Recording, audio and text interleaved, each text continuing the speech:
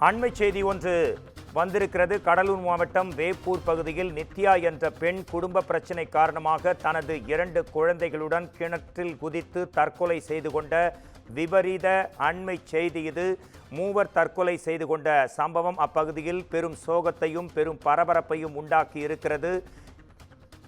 கடலூர் விருத்தாச்சலத்தை அடுத்த வேப்பூரில் 2 குழந்தைகளுடன் கிணற்றில் குதித்து குடும்ப பிரச்சினை காரணமாக தாய் தனது 2 குழந்தைகளுடன் தற்கொலை செய்து கொண்ட அண்மை செய்தி குறித்து நமது குமுதம் செய்தியாளர் சக்திவேல் தரும் உடனடி தகவல்களை கேட்கலாம். கடலூர் மாவட்டம் வேப்பூர் பகுதி அருகே ஒரு பெண் தனது 2 குழந்தைகளுடன் தற்கொலை செய்து கொண்ட சம்பவம் அதிர்ச்சி அளிக்கிறது. அண்மை செய்தியாக வந்திருக்கிறது. கூடுதல் விவரங்களை தரலாம் சக்திவேல்.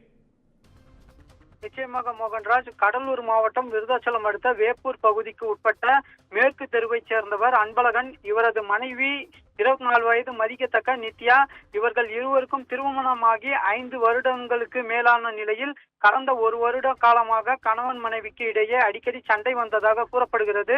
இதன் ஒரு பகுதியாக நேற்று இரவு வழக்கத்தை விட சண்டை அதிகமான நிலையில் மன வேதனை அடைந்த நித்யா தனது 5 வயது மகன் அனீஷ் மற்றும் 2 வயது மகள் கோபிகாவுடன் கிணற்றில் குதித்துள்ளார். இதனை பார்த்த அக்கம் பக்கத்தினர் உடனடியாக தீயணைப்பு துறையினருக்கு தகவல் கொடுத்தனர். தகவலின் பெயரில் விரைந்து வந்த தீயணைப்பு வீரர்கள் நீண்ட நேரம் போராடி 3 பேரின் உடலையும் சடலமாக மீட்டனர்.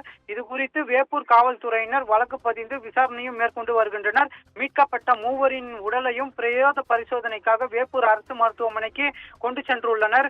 வீட்டில் கணவருடன் ஏற்பட்ட பிரச்சனையால் தனது குழந்தைகளுடன் கிணற்றில் குதித்த தாய் தற்கொலை செய்து கொண்ட சம்பவம் கடலூர் மாவட்டத்தை பெரும் சோகத்தை ஏற்படுத்தியுள்ளது. மோகன்ராஜ்,